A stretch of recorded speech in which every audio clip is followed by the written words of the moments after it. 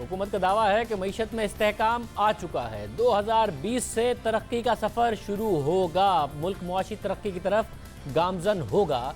Current account खसारा control में आ गया है। जो रेवेन्यू का टारगेट है वो 90% मीट हो रहा है। हुकूमत मुतमईन नज़र आ रही है। हमारे साथ हफीज़ पाशा साहब मौजूद हैं, साबिक वज़ीर ख़ज़ाना हैं। ख़ुद हुकूमती वज़रा उनकी बात को बहुत मोतबर मानते हैं कि हफीज़ पाशा साहब जो पिछली हुकूमत पर तनकीद करें या हमारे हवाले से बात करें उसे बहुत ज़्यादा वो मोतबर ख्याल करते हैं। पाशा साहब हमारे साथ मौजूद हैं। पाशा साहब बहुत शुक्रिया। हफीज़ पाशा साहब, कहा जा सकता है कि एक इस्तेहकाम की इस वक्त माहौल में आ गया है पाकिस्तान। करंट अकाउंट खसारा कंट्रोल कर लिया है इन्होंने। रेवेन्यूज़ के नंबर्स पर मुतमईन नज़र आ रहे हैं कि अब पाकिस्तान 2020 में एक ग्रोथ की तरफ जा सकता है। बात यह है कि अभी तो 2 महीने हुए हैं साल के, और उसमें जो चीज़ नज़र आ रही है, एक तो जिस तरह आपने कहा कि जो हमारे टैक्स रेवेन्यूज़ हैं उनमें तकरीबन 15% शायद इजाफा हुआ है, और इस क्वार्टर में जो आपका टारगेट है वो तकरीबन 28% बढ़ाने का है। आप ये सोचिए कि आने वाले क्वार्टर्स में ये ग्रोथ रेट में और इजाफा होता जाएगा, और आखिरी क्वार्टर में अंदाज़ा ये है कि आपको 55% टैक्स रेवेन्यूज़ में इजाफा दिखाना पड़ेगा। अब आप ऑलरेडी एक लोअर टारगेट में शॉर्टफॉल 10% का नज़र आने लगा है, तो ये बात तो बिल्कुल एक लिहाज से वाज़े हो चुकी है कि आपका जो ओवरऑल ग्रोथ टारगेट है FBR के रेवेन्यूज़ का 44%, वो गैर मुमकिन सा हो चुका है। दूसरी तरफ आप 1 महीने के नतीजे में कह रहे हैं कि तिजारती खसारा कम हो चुका है। यकीनन कम हुआ है, और माशाल्लाह 70% कम हुआ है, मगर साथ साथ जो पैसों की जो पाकिस्तान में आने वाला सिलसिला है उसमें कुछ कमी आ चुकी है। अब आप फाइनेंशियल अकाउंट देखें हमारे तवाज़ुन अदायगी में, तो उसमें 1.6 अरब डॉलर की कमी आई है। करंट अकाउंट में यकीनन बेहतरी आई 1.5 अरब डॉलर की। तो बाहर से पैसा कम आ रहा है, फॉरेन इन्वेस्टमेंट ना होने के बराबर है। आपके ट्रेडिशनल डोनर्स आपको पैसा कम दे रहे हैं, तो अगरचे आपका खसारा कुछ कम यकीनन हुआ है, तो जो पैसा आपको चाहिए उस खसारे को पूरा करने के लिए वो भी साथ साथ कम हो गया। तो इस वक्त ये कहना 1 महीने के एक्सपीरियंस के बाद कि तिजारती खसारे का जो मसला है वो हल हो चुका है, वो बहुत मैं समझता हूँ प्री मैच्योर है। हमें अगले 1 महीने 2 महीने और देखना है, और रेवेन्यूज़ में तो यकीनन ये बात वाज़े होती जा रही है कि टारगेट तकरीबन गैर मुमकिन सा हो चुका है। मतलब अगर रेवेन्यू को देखा जाए तो जो IMF के हवाले से है तो ज़ाहिर वो एक हायर साइड पर टारगेट है, मगर पिछले साल के मुकाबले में देखा जाए और इस इकोनॉमिक एक्टिविटी में तो आप नहीं समझते कि बेहतर है। दूसरा, इन्फ्लेशन हायर साइड पर थी, इंटरेस्ट रेट्स बढ़े हुए थे।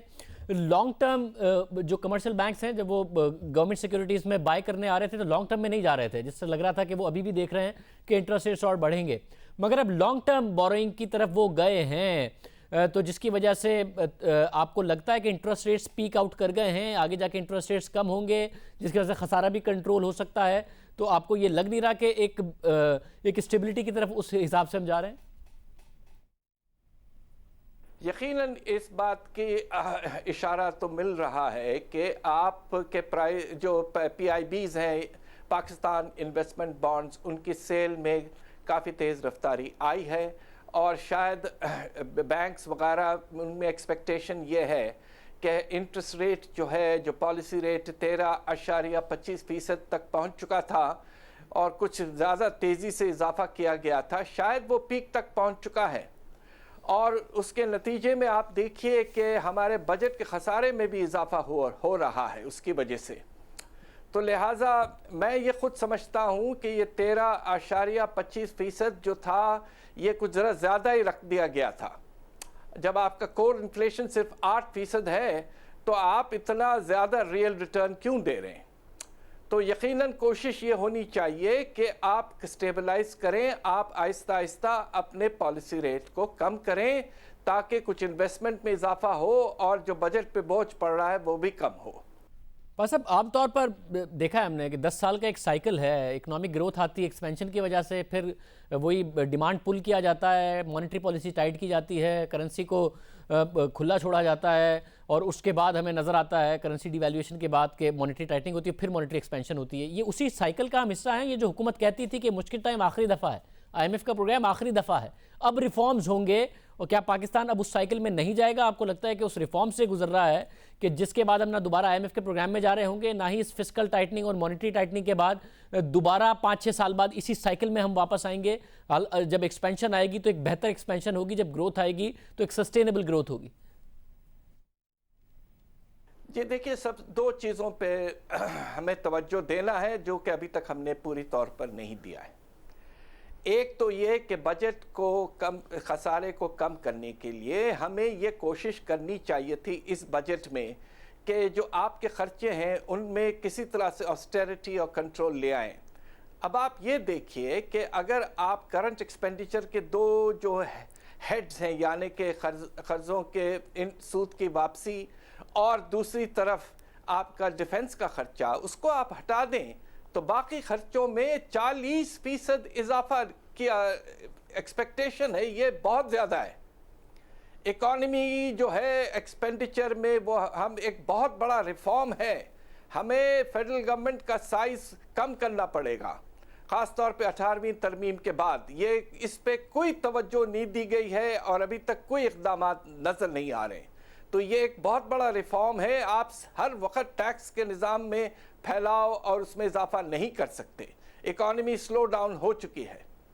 दूसरी तरफ जो परेशान कुन चीज़ है वो ये कि आपके एक्सपोर्ट्स में इतने बड़े डिवैल्यूएशन के बाद भी कोई ख़ास इजाफा नहीं हो रहा है। तो जब तक आप खर्चों में कमी नहीं लाएंगे, जब तक आप एक्सपोर्ट्स में इजाफा नहीं करेंगे, तो आपका स्टेबलाइजेशन जो है वो मुकम्मल और पायदार, मुझे अफसोस से कहना पड़ता है कि नहीं होगा, और आप उसी साइकिल में फंसे रहेंगे। हाफिज़ पाशा साहब साबिक़ वज़ीर ख़ज़ाना हमारे साथ मौजूद थे, अपने कुछ खदशात का भी इज़हार कर रहे थे। अब देखते हैं कि अगले एक साल में मईशत किस तरफ जाती है। रेवेन्यूज़ के टारगेट अगर हुकूमत शॉर्टफॉल रह जाता है और अगर एक्सपेंडिचर भी ज़्यादा हो जाता है तो 7.2% का पहले ही फिस्कल डेफिसिट टारगेट किया है। पिछले साल 8.9% था, जो बहुत ज़्यादा था। अगर उससे ऊपर चला जाता है तो और ज़्यादा खदशात पैदा हो जाएंगे। IMF का प्रोग्राम है, कुछ टारगेट्स मीट करने हैं। बहरहाल उम्मीद करते हैं कि रेवेन्यू के टारगेट के साथ साथ दूसरे टारगेट्स भी हुकूमत पूरे करे। आज के प्रोग्राम में इतना ही। आपसे कल मुलाकात होगी। अल्लाह हाफ़िज़।